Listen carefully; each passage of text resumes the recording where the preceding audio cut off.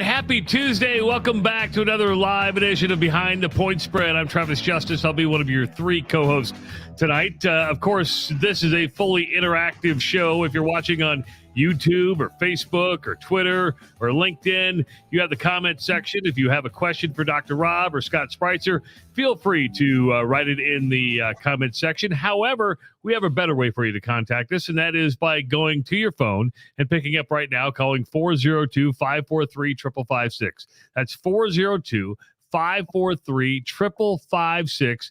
If you have a question on something you hear tonight or about a specific game you want to know more information about. We have 5 games we're going to cover tonight. We'll show you what those are a little bit later on. And we're actually going to dip our toes into the NFL. We don't do that often, but we will be dipping our toes into the National Football League. Joining us tonight, as they do each and every Wednesday night, Dr. Rob Zatechka and the one and only Scott Spreitzer. Good evening, gentlemen. How are you guys doing? Guys? You know what? The Labor Day weekend has thrown me off, right? Having Monday off and then picking up, it feels like Tuesday today. I feel like I'm running behind. It's driving me crazy. I need to get back to some normalcy. I took Monday off too. I got to tell you that I would have been on Clemson. So I decided to pass. Very good pass. You know, sometimes the best bet is to no bet, you know, and that's what we did on Monday. But I'm really ticked off. I got a game that we're going to talk about a little bit later on the show. I never whine about bad beats, but I'm going to whine this time. I'm going to stomp some grapes, tell you about a bad beat. And then I have a real big complaint, and this is a serious complaint. I have not been in my pool in a week. I mean, the weather's been that bad to where I have not been able to jump in the pool in about 7 days. That's probably the most tragic part of this whole spiel that I'm going on right now. Has it been cold? It got really wet. We had floods galore. Probably the most rain I've seen over a 3-day period in Las Vegas in my 39 years in this town. It was crazy. I saw Dave Remington got like stranded in at Burning Man. In Nevada. Oh, he was up at Burning Man. You know, yeah. I don't know if he's with Chris Rock. I read Chris Rock had to walk 6 miles to safety. So, you know, I mean, but yeah, I didn't know Dave was up there, but it was a nasty situation up there, no doubt about it. Okay, help me out, Scott. Is Burning Man really this art festival, or is it just an orgy? Because it really seems like an orgy to me. Oh man, I just can't picture Remington at an orgy. But if you know Remington, he's not your classic orgy kind of guy. That's true, but he doesn't. I don't know what a classic orgy kind of person is. I guess I don't. Oh, he's on your screen. He's next to you. It's not my cup of tea. I'm just saying it's a freak show. Everything I see from Burning Man is a freak show. I get people asking me all the time, people from back home, which is Omaha, Bellevue, and people ask me all the time, hey, we want to go to Burning Man. What do you know? And I'm like, I've never been. And I've heard it's kind of crazy. We got Life is Beautiful, LIB, as they call it in Las Vegas, every September. That's about as crazy as I get at my age of 56 years. But Burning Man's not for me. Burning Man's got a different style of person who lands there for a couple of days. But yeah, they were hit hard by rains, mud, just all kinds of problems. So I'm glad to hear that that Dave made it back safely, because it wasn't easy from what I heard. Yeah, he was up there. He was posting updates on Instagram there for a while about getting trapped there for a few days. Yeah, you know, I always think I want to go, and then I'm like, you know, I just don't think I could handle it over that long of a period. I mean, Danica Patrick was hanging out there. Chris Rock was hanging out there. All the superstars. It's not what it used to be either. It's turned into like this corporate place to be seen. So it's not like it used to be, you know, 20, even back when it started, it was like an art festival and an orgy too, all thrown into one. So it was leftover hippies basically when it started, and just a good group of people, you know, that like to, you know, it reminded you of maybe Woodstock or something like that, the crowd that would go there. But like you said, now it's like the thing to do. So if I was ever going to go, it would have been 10 years ago, not when it's become the thing to do. I might venture out to the Electric Daisy Carnival next year. I haven't done that yet. If I was 25 or 30, I would have been there already. That might be something I go to. That's held here in Las Vegas for 3 days. And that can get a little crazy, but it's not as nuts as what Burning Man has become. The thing to do right now is to work with Scott Spreitzer. If you like what Scott has to say tonight, and of course, if you've listened to him over the years with us, you know he's one of the smartest men we know. So if you want to work with Scott, and all you have to do is text the word Doc Talk to the number 29022 and get a free $60 trial of premium member picks from Scott. Or you can visit docsports.com and sign up for the free 60 on the upper left side of the website. And we do have a deal for you tonight from Betfred Sports. It's the NFL promo. The NFL, of course, getting ready to start this weekend. In fact, tomorrow already. And when you bet the NFL with Betfred, your 10th wager on the NFL is free. This is a limited time offer. So let's say you've got 9 NFL bets in, that 10th one is going to be free. And then you start over again. So the NFL promo, when you bet with the NFL with Betfred, your 10th wager is free. And let's start with the National Football League. We don't do this very often, but with that promo, we wanted to throw a game out there. And Scott, this is what we're starting with: the Tennessee Titans taking on the New Orleans Saints. Well, guys, I'm happy to say that I'm back in the contests again at the Circa, at the Westgate, and I'm a big NFL guy. I got, I kind of like really got into this business being a college football guy, and I still am. But I've made more money over the last decade in the NFL. And basically, since I broke away from just looking at so much of matchups and more into situations, which in professional sports, because you got a bunch of all-star teams in every league, it's a situation where you do look to play spots more than you do, this secondary against, this receiving core and things of that nature, because there's just so much darn skill out there on the field for every team. And since I've done that, the NFL's been really good to me. And I've got in the contest before. It's like $1,000. Back then, it used to be a $1,500 entry at the Westgate. Now it's $1,000 entry, and was able to turn that into about $30,000 a few years ago, finishing in the top 15. Wow! And the winner walks away with about $1 million from each of these two contests. So you need a lot of luck, but you're usually in the running if you do this for a living late in the season. That's all you can ask for. As far as this game, guys, I actually jumped on this game a month ago. I took 3.5. I took 3.5 with Tennessee about a month ago, and it's a couple of 3.5s out there still, but mostly it's 3s. It's that as that's come down a half a point. You see the total there sitting at 42, some 41.5s. I'm a big Mike Vrabel fan, the head coach of Tennessee, and he had this team at 7-3 last year after 10 games, and then more than just about every team in the NFL. And they weren't able to sustain or maintain what they had built throughout those first 10 games. So now that they're pretty healthy at the start of the season, I think they're a little bit undervalued. And as far as New Orleans is concerned, Derek Carr's a great guy. I mean, everybody likes him. He's a good teammate, all that kind of stuff. But I think he's getting a little bit too much love in his first game for New Orleans. And I remember watching him with the Raiders. As much as I rooted for this guy when I didn't have money against him, it was a situation of, it just seems so often in a key moment of the game, he would just make a almost panic-looking decision and throw a pick, or on 4th and 1, just make a really bad decision and make a bad play and lose yardage. And it cost the Raiders a couple of wins over the last couple of years. So I don't know where my trust factor is exactly with Derek Carr right now. I think it'll be better as the season progresses. A couple of numbers I wrote down here, guys. Mike Vrabel teams 21-9-1 against the spread when getting at least 3 points. Dennis Allen, the coach of the Saints, 21-31-1 against the number overall, while cashing just 33% of the time as a favorite as a head coach in the NFL. Those are just the icing on the cake. I like Tennessee and took the 3.5. As long as they're getting 3, I like Tennessee in this game. I got a question. What's easier? Because we're going to transition to college. What's easier to bet for you, the National Football League or college football? From a handicapping standpoint? Yeah. NFL, just because of the time. The time that it takes me to do the NFL is, 1/4 of the time that it takes me to do college football. And that's, partially because of the amount of teams that you have in college as opposed to the NFL. But also I got to dig a lot more for college. I got to look at those matchups. NFL is like 80% situational for me. And I used is it just that the talent's a known quantity at that level? Exactly. And like I said, every team's an all-star team.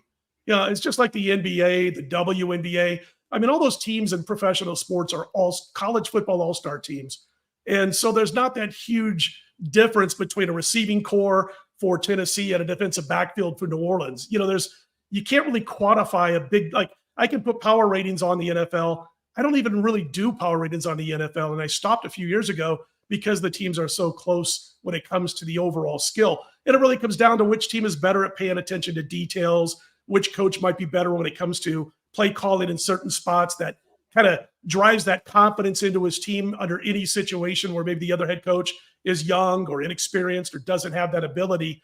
And that's kind of what it comes down to for me in the NFL. But my gosh, and NBA is the same way, guys. I mean, it's so situational in the NBA. The only major league sport or professional sport to me where I have to sit down and really look at individual matchups is Major League Baseball, obviously because of the starting pitchers being different every night. Man, well, speaking of college football, that's where we're going to transition to next. And tonight's games we're going to be taking a look at. These are the four. Again, if you have comments, go ahead and leave them in the comment section on YouTube. I believe Facebook takes them too. If you want to talk to Scott directly, if you want to talk to Dr. Rob directly, you can call 402-543-5556. That's 402-543-5556. Tonight's games, Wisconsin on the road at Washington State. You have the big matchup between Steve Sarkisian and Nick Saban as Texas takes on Alabama. Then two rivalry games to finish the night with. You have Iowa at Iowa State, and then Nebraska will travel to Colorado. So, Scott, you said you had a beef to pick. Is it bad beat story time, or we got to wait yet? Yeah, it's funny because I actually had a client who went on Twitter and whined for me, which I was very thankful because I hate doing that because you win some that you shouldn't also. And nothing drives me crazier than saying, I can't believe I lost that game. I should have. I hate the I should have won. Either you win or you don't. I keep notes on why I win or lose, and then I can look at that and say, okay, I need to maybe change my handicap here or there. But yeah, what happened was my top play last Saturday lost. I had won the previous week with the under the Ohio-San Diego State game, liked another total, and I'm not always a big totals guy in college football, but I liked Washington State and Colorado State under 55. And with about 14 minutes to go in the game, they've got 32 points. And so I'm like, all right, about 10 points a quarter. I can dig it. I had this about 44, 45 point total on my projection, and it looks like it's going to land about 44, 45 points. So over a short period of time with the game at 32 points, we saw a pick six followed a couple of minutes later by a kickoff return for a touchdown of 98 yards. We had a 75-yard touchdown pass by Colorado State, 75-yard touchdown pass by a quarterback who in his other 19 passes threw for 135 yards, all in a matter of just a few minutes. So obviously it goes over the total with those three scores. And it was one of those deals where I'm like, come on, not out of the, and you want so bad to go on and say, man, I was right. I was on the bad side of a really bad, and you just can't do it because it's too much whining. But I wanted to talk about it on this show because bad beats do happen. I'll tell you what, I'll be telling you when I get lucky over the course of the season, not at the Burning Man and Travis's lingo, but lucky when it comes to beating point spreads. And I'll inform you guys when we do get fortunate. But yeah, I mean, it was a tough beat, and it just soured my. I got to the point. Yeah, but if you get lucky, I mean, if you get lucky in this business, you get unlucky too. I mean, there's got to be downturns. I mean, I think my record in baseball extra inning games this year, guys, is like 1-9. You're just lucky or you're not sometimes. And that's another reason why I only play. If I play an under in baseball, I only play the first 5 innings because of the ghost runner at second and it goes to extras. The way they're handling their pitchers now, a guy gets 5 innings and he's gone, if that, starter. But anyway, yeah, so it was a tough beat, and it's one of those that stuck with me throughout the weekend. And I'm usually able to shake that stuff off. I think because it's week 1 and you're just not ready yet to stomach those kind of beats. You get ready and you get toughened up by week 3, but not necessarily out of the gates. Right. And just as a shameless plug, if you want to bet with Betfred, you could have taken advantage of the bad beat insurance policy. Just letting you know, you could use the bad beat insurance policy. First game, we're going to go to the Big Ten. Wisconsin's on the road, taking on Washington State. This is a 6:30 game on Sunday. Is it Sunday or is it Saturday? Did I forget to switch the day? I think it's Saturday. I forgot to switch the date. That's my bad. Wisconsin, a 6-point favorite. The over-under at 59 here, Scott.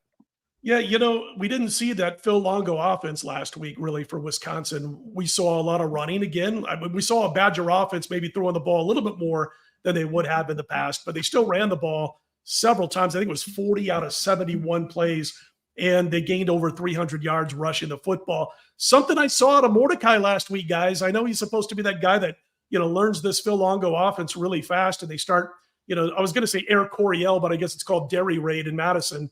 And I'm watching Mordecai, and I saw some things that reminded of stuff that he got away with last year at SMU against the AAC, which was, every once in a while making poor decisions. He threw 10 picks last year, and he's going to have to shore that up. He had a couple of picks in this game.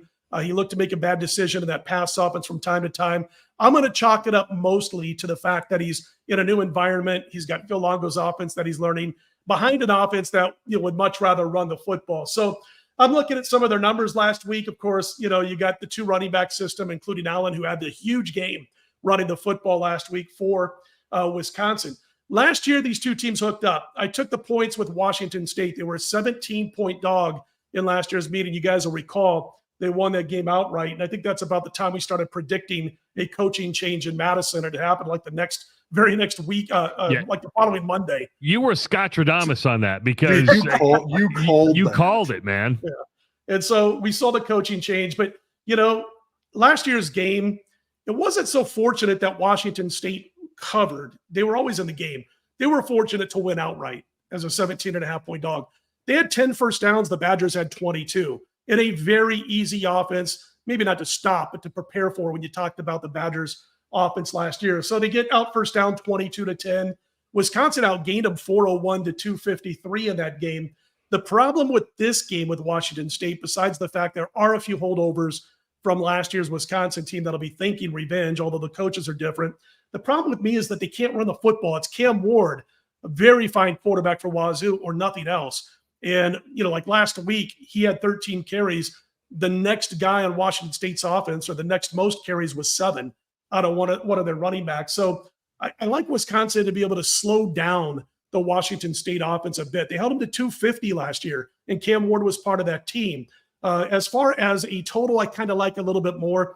When you look at Luke Fickell teams that he's coached on the road with the total in the 56 to 63 range, he's 11-1 to the under on the road.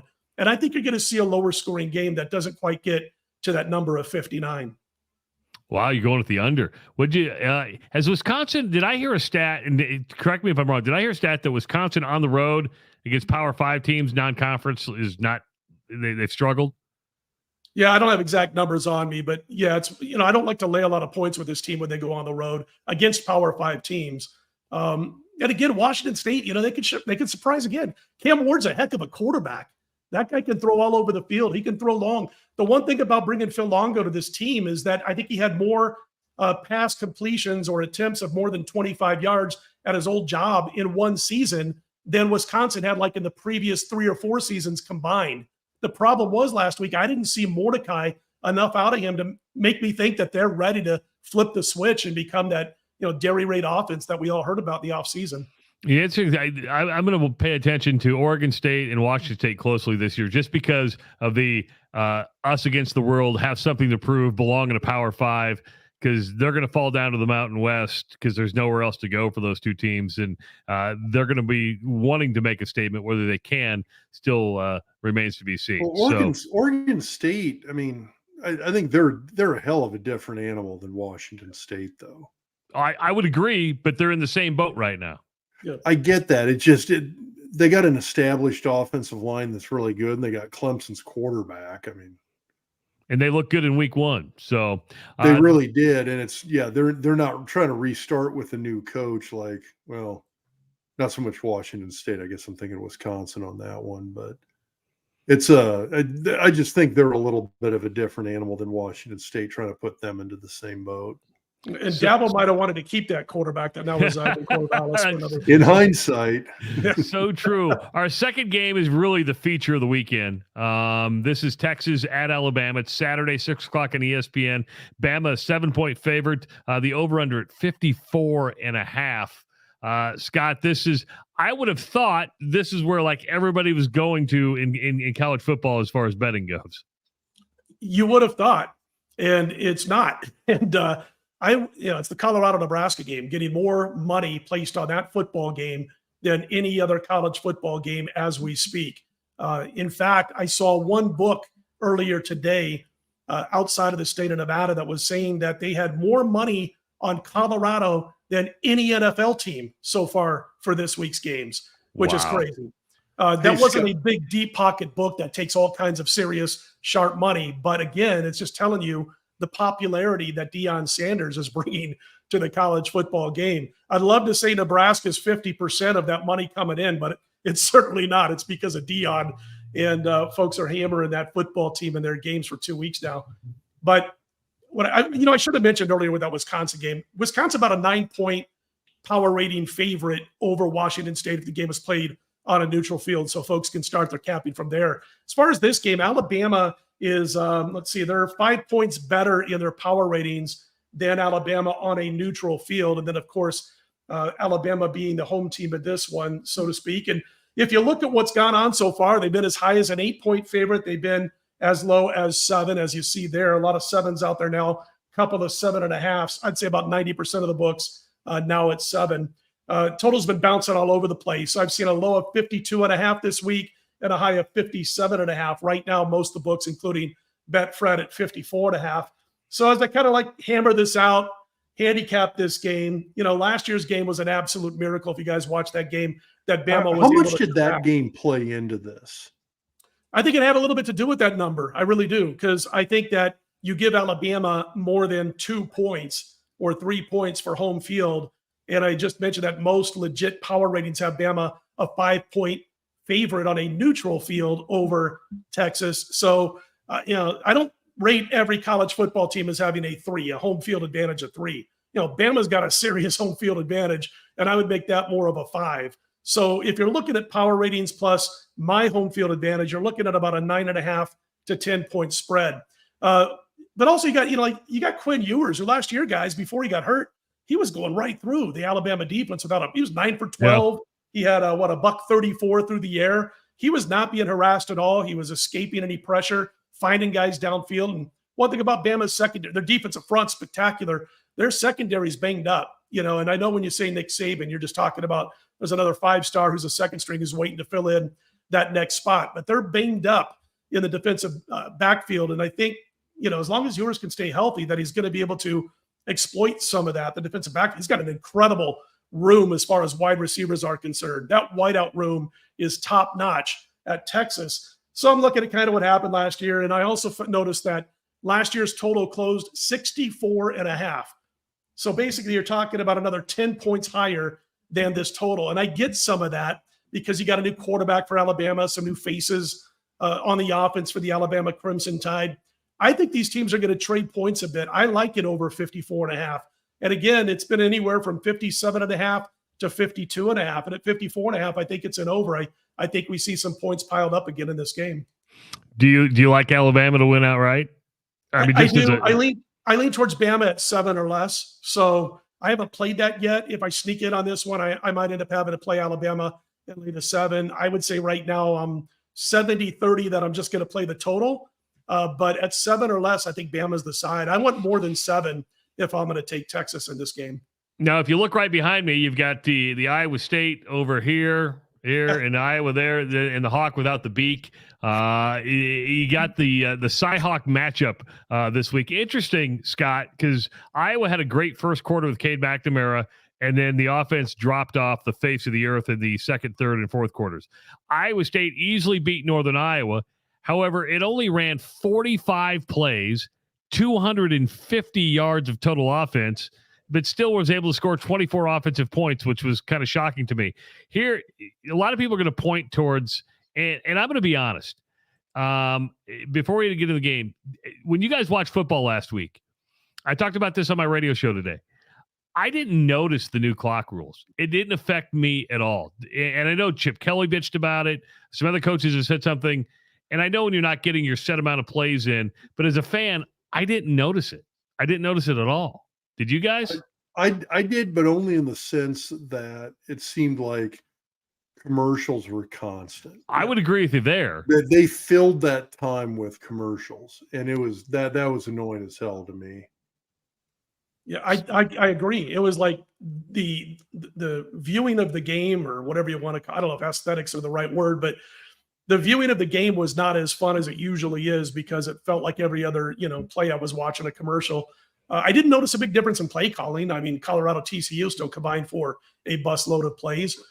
Teams with poor offenses or grounded out offenses did what I expected to for the most part as far as the amount of plays. I think the shocking thing in that Iowa State game, not just that they only had 45 plays, but their opponent, Northern Iowa, had 72 offensive plays in that game. 27 fewer offensive plays, yet they win by 21.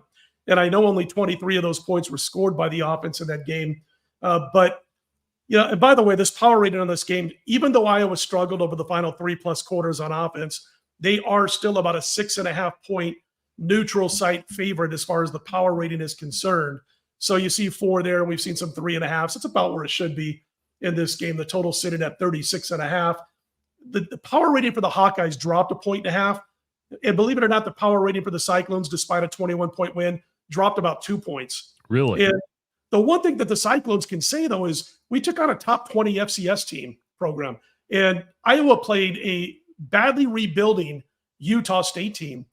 We did the show last week, Travis, and I said to you, if I'm an Iowa Hawkeye fan, I want to see an impressive 31-6 game at least. I want to see the offense doing things over a full fourth quarters, not just in the first couple of possessions of the first quarter and then going dormant. So even though they were that close to maybe hitting that 31-6 final when they were up 24-6, it wasn't pretty on offense again. No. And so it's a situation. And I saw your first tweet. You were doing a broadcast on the game, and I did see Iowa's rolling Utah State, and they were. It was about halfway through the first quarter. And I'm thinking, wow, maybe they got it together, even though, again, the Aggies aren't exactly a team to judge a Power 5 school against this year. And then I go back and I wasn't watching the game, and I look at the game at halftime. I'm like, what the heck? I started jumping into the game a little bit more. So I'd be very worried about this Hawkeyes team the rest of the season. Maybe not here, but after this Iowa State game. I mean, 36.5, the under looks too good to be true with these two stinking on ice offenses that we've seen so far. Well, and two really good defenses too. The sad thing is I'm thinking about taking the under here. It was 10-7 was the final last year. And I was consistently their over-unders were in the 30s last year, so you never knew what you were going to get. I'm sitting there going, boy, at 36.5, I think it might go under there, and that's scary when you're saying that at 36.5. College football, 36.5, it looks too good to be true. And we said it last. Iowa's not the team that's going to hide what they're doing for their next opponent on offense because they got to. I mean, Brian Ferentz has this 25-point deal. He missed on 23 points out of those 25 last week. So you got a quarterback who I like in Cade McNamara a little bit more than what ISU has got going. Plus the Iowa State quarterback was a little bit banged up last week, but he's going to play this week at last check. I'm going to trust McNamara and mostly the Iowa defense a little bit more than the Cyclones and say that Iowa leaves Ames with a win. I can't lay points. I can't lay more than a field goal on the road with this kind of offense. And again, that under, and I already did an article on this saying I like under 36.5. At what point do you say, my gosh, the Iowa Hawkeyes defense is great and their offense is equally as bad as the defense is great, but I can't play under when it's 36.5. At some point you get to that point. Again, out of this team, if they ever get a big lead, I'm not worried about backdoor covers because if you're Brian Ferentz, you can't take a knee. You got to keep driving and thriving to score more points and to show your dad, your head coach, that you've got things turned around a bit. Of course, the game everybody's been waiting for us to talk about is Nebraska, Colorado. This has gotten a lot more attention now because of Colorado's win at TCU last week. Nebraska, of course, lost at Minnesota. Colorado now a 3-point favorite. The over/under at 59.5.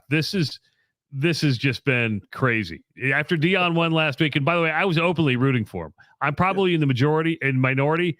I want the dude to win because I love that he's disrupting college football. I love how he just has people just up in arms about the way he's doing things. You're that guy that loves chaos. I am. See that, no doubt about it. My wife will tell you that. I love chaos. Well, see, that's one of the reasons I got my signal down a little bit for tonight's show because I want to mess with you a little bit, because I know how much you like chaos. But anyway, as far as this game is, I'm watching the game at the Westgate last week on Saturday, and there wasn't an empty seat in the house. I don't know what that book holds, maybe, I don't know, 1,500 people. There were 1,800 people in there, and I didn't see a single person rooting for TCU. I did a show on VSiN last week at the Circa on Friday, and I gave out over 41.5 team points for TCU. They got to 42. So very happy about that. And I had mentioned in that show that I was doing, and we might have talked about it on this show last week, I didn't know if TCU's defense could get their crap together and be able, because Colorado, as we knew going into week one, everybody who was honest about their evaluation of Colorado. By that, I mean everybody I know who wasn't against Deion for disrupting college football knew that this team had a Power 5, top-notch, heavily recruited quarterback. They tried to make it sound, I hope you guys have talked about this at all on or off your shows, but they made it sound as though Sanders, the quarterback, was like this guy they got out of Jackson's. No, Sanders was a highly recruited stud. Okay, Travis. And he had great receivers around him, Rob. Travis.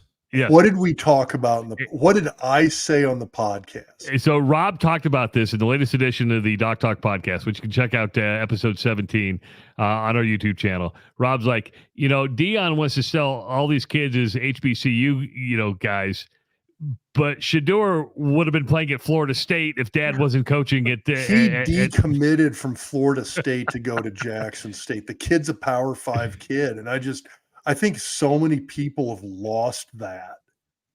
It's caught up. Yeah. Yeah. The guy. And here's the thing.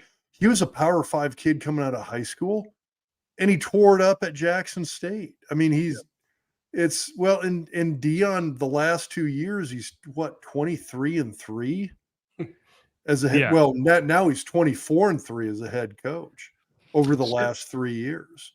So okay. Oh, go ahead, Scott. I covered you up. You can go ahead and read that question. I can answer it real quick if you want. Well, yeah, I believe it's Andy asked, with all the money hitting CU, why hasn't the line moved much after the initial move? I think it's moved quite a bit from what it started out, a couple of weeks ago, right? Before those games were played last week, yes. Nebraska was a 7-point favorite. So it's moved 10.5 points. And so they were as high as 8 in one locale over the summer, Nebraska. Wow. So, I can remember back in the day, they don't do this anymore, but the Golden Nugget about 13, 14 years ago, early May, it was like the first Friday of May, they would release their college football games of the year. And they would have about 100, big time college football matchups throughout the course of the season, week 1 through the end of the regular season. They'd put numbers up and they would say, okay, starting at Friday, May 5th or whatever at 12 noon, we're opening it up. And I'd go down there every single time on that day. It was kind of, you guys ever see the movie Rounders, the poker movie? Yes. Okay. Do you remember when when Ed Norton's character and Matt Damon's character, Matt Damon's girlfriend had just dumped him and moved out, and they go down to Atlantic City. They go down to AC. They're going to, play a little bit of poker at the Taj. And they walk in, and at the table is everybody they play poker with up in New York. And they're like, I came down to, it's like Chesterfield North down here. Or South, I come down to play a little poker, and everybody, okay, that was the scene at the Golden Nugget back in the day. Every single wise guy, sharp and everything else, I would see that particular day at the Golden Nugget. It was the coolest thing, man. I'd be talking to guys I hadn't seen since the previous football season. There'd be 50, 60 guys and would start hammering out plays, $1,000 here, a dime here, whatever. And the limit was I think was 1,100, was a dime. And that's the only time that I can remember, other than maybe a Ohio State Buckeyes line 5 or 6 years ago, where a line moved based off of a couple of games or one game that much. Because back then they put out the line in May, and Team A might be a 7-point favorite. Well, by the time the actual week 5 game 6 months later rolled around, they might be, have moved 10 points based on what happened in the first 4 weeks. But a regular season week, one game to see a line move 10 to 11 points is pretty much unheard of. Let's hear from Deion as he's getting ready for his first Nebraska game and what they call a rivalry in Colorado. Rivalries are rivalries. There's some more severe than others. I think everywhere you go coach, from high school on up or from youth league on up, you're going to have rivalries. And just learning the dynamics of the different rivalries I like it. It's delightful. So I've learned the severity, the serious nature of this rivalry, and I'm embracing it 100%. This is personal. That's the message of the week. This is personal. First of all, I love the fact that he puts the hood up on the hoodie and he wears shades during the press conference.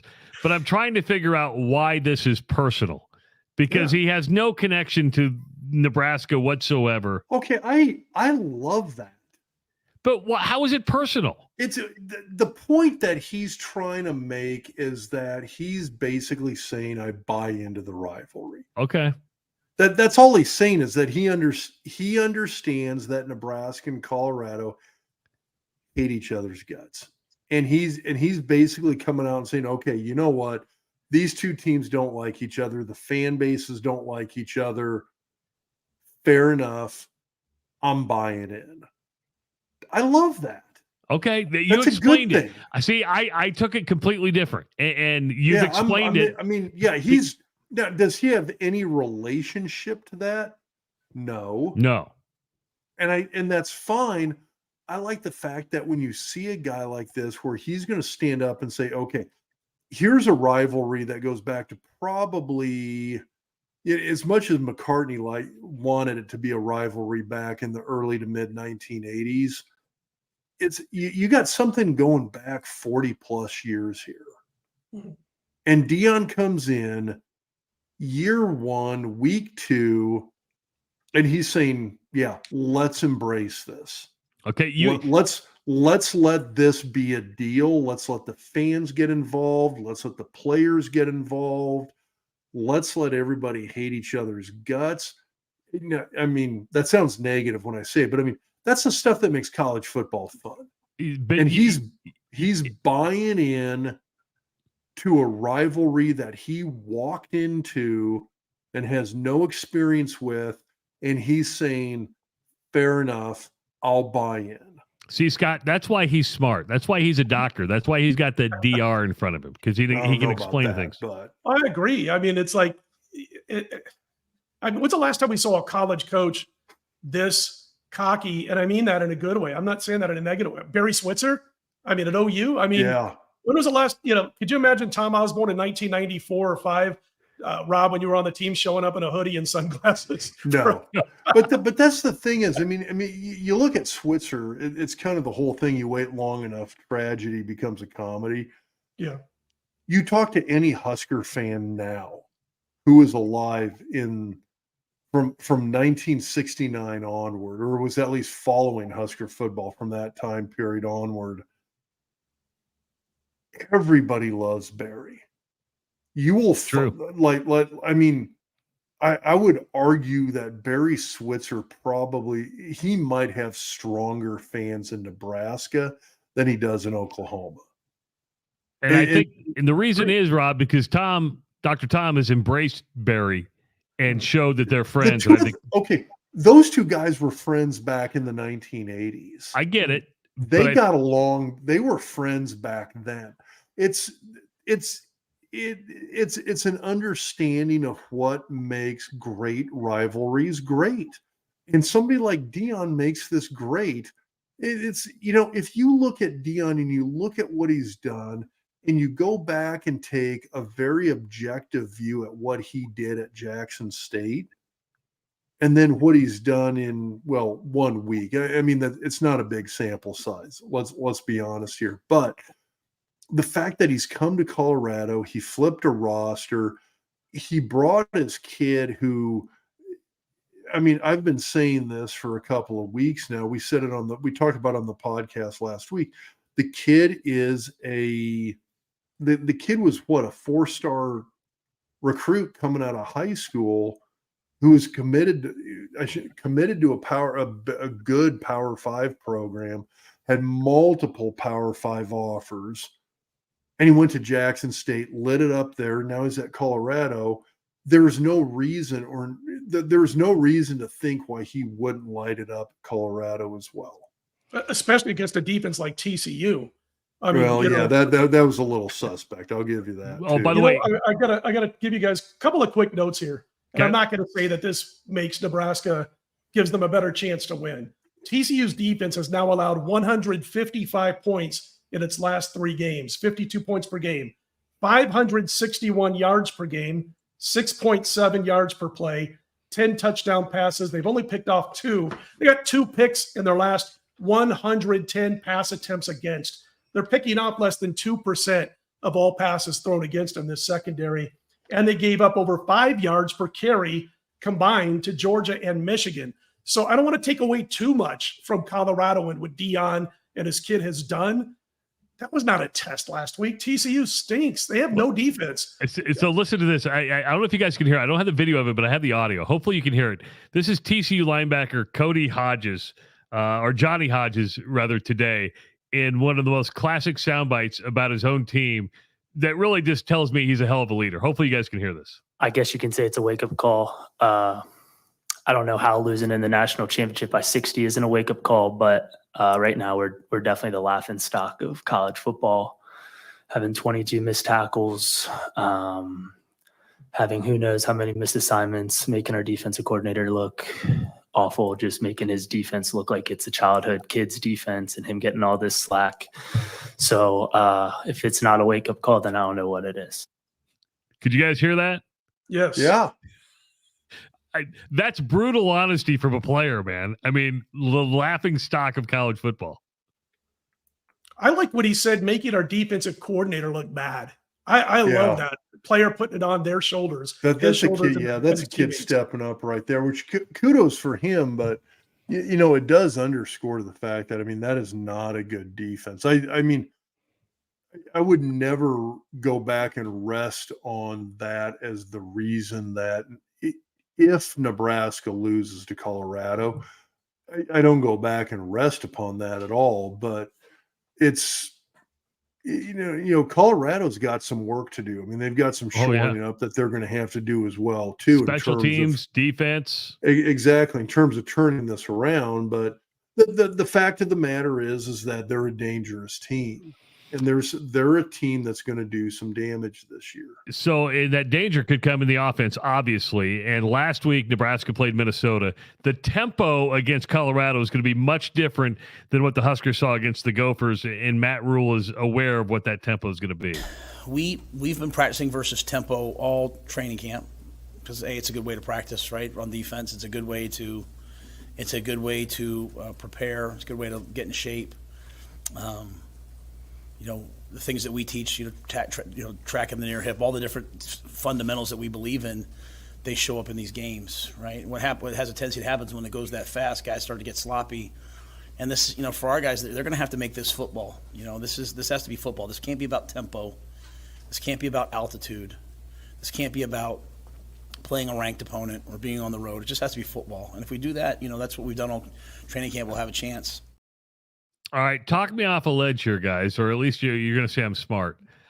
I'm not buying the Colorado hype yet, and my son Owen gives me a hard time because he says I believe too much in Nebraska. I've always given him the benefit of the doubt. I'm not a homer. I'm not a fan, and Rob, you know that, but you're going to turn around and call me that. Dude, you love the Huskers. Shut up. But I think they win this weekend. Scott, am I stupid? Am I what am I thinking here? Well, first of all, you're supposed to bet Nebraska if they've gone, or any team that's gone from a 7 or an 8-point favorite to a 3-point dog based off of 1 week. You're supposed to bet that team as a sharp or whatever you want to call it. And I know some who've taken the points. In fact, the Circa just the other day had Nebraska +4. And I know guys who jumped on it right away. I wasn't quick enough on the trigger to get the 4. And now it's down to 3.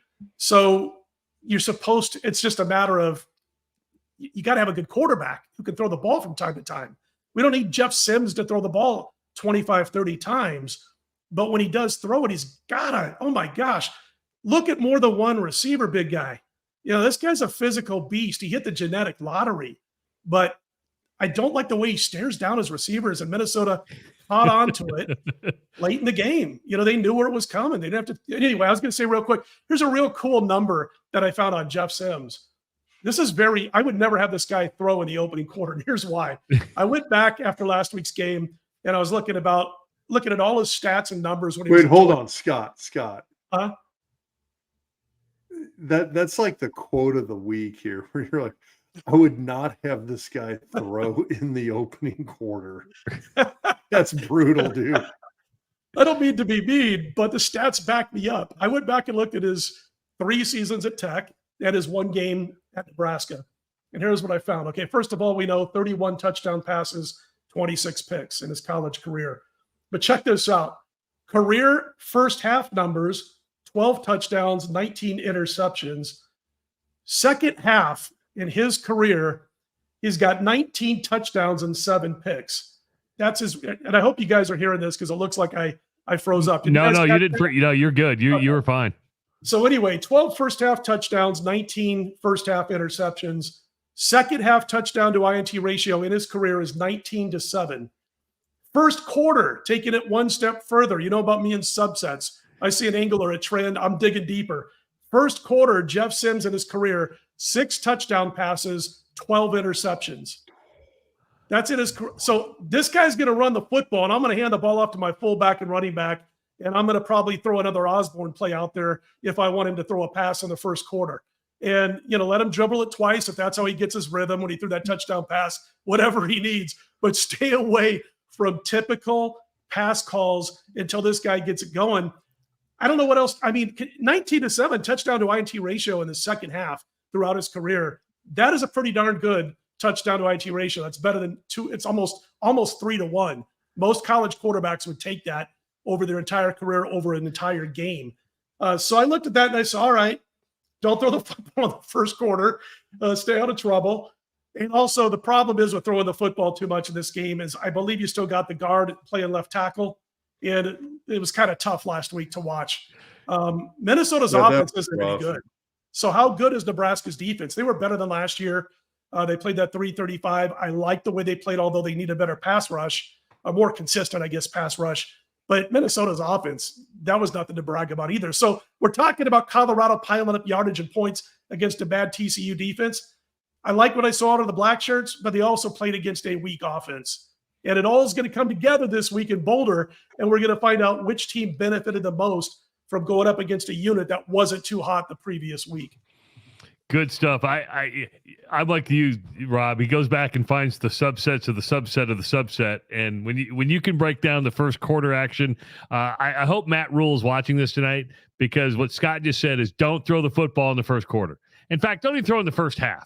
Right? Just don't even throw in the first half. That's a bit of advice you're getting from a really, really smart guy here on Behind the Point Spread, live on YouTube. All the best knowledge is found here on YouTube. And here's some good knowledge for you. You can take advantage of the Betfred Sports NFL promo. When you bet the NFL with Betfred, your 10th wager is absolutely free. It's a limited time offer. Of course, the NFL starts tomorrow night. So take advantage of this from Betfred Sports. Of course, don't forget, you got to be 21 plus. And if you do have a gambling problem, make sure to call 1-800-BETS-OFF. And if you want to work with Scott Spreitzer, he's just proven once again that he's the smartest guy around when it comes to this stuff.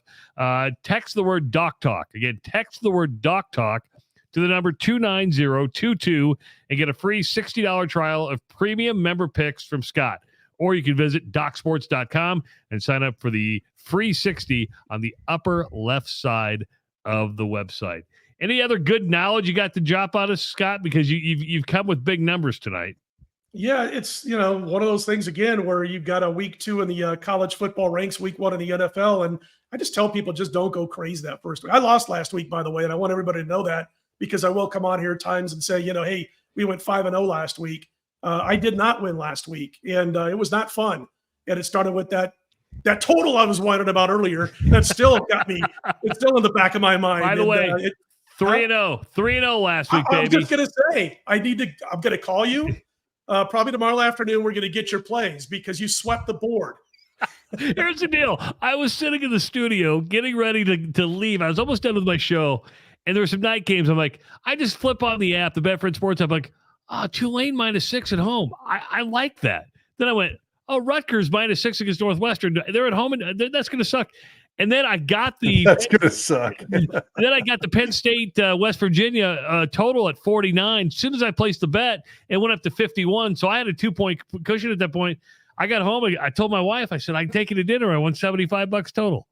You know what I like about those picks? The first 2, by the way, I was kicking myself for not playing halfway through the game.